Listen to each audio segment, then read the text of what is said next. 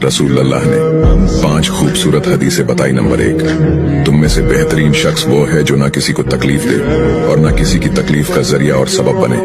Number 2, जो शख्स दिन में 10 मरतबा सूरतुल इखलास पढ़ेगा, यानी कुल हु अल्लाहु अहद, ये पूरी सूरत पढ़ेगा, अल्लाह ताला जन्नत में उसके लिए महल बना देंगे।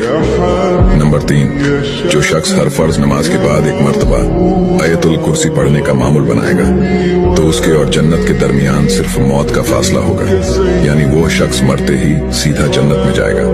नंबर 5, जो शख्स घर से निकलते वक्त ये दुआ पढ़ेगा, बिस्मिल्लाहि तवक्कलतु अला अल्लाह ला हौला वला कुव्वता इल्ला बिल्लाह, तो अल्लाह ताला शैतान के शर से उसकी हिफाजत फरमा देता है और जिस काम को वो निकला अल्लाह ताला उसमें आसानी पैदा फरमा देता है। नंबर 5, रसूल अल्लाह ने फरमाया, वो शख्स हरा भरा रहे, हंसता खेलता रहे, जो शख्स मेरी हदीस सुने उसको महफूज रखे और उसको दूसरों तक पहुंचाए।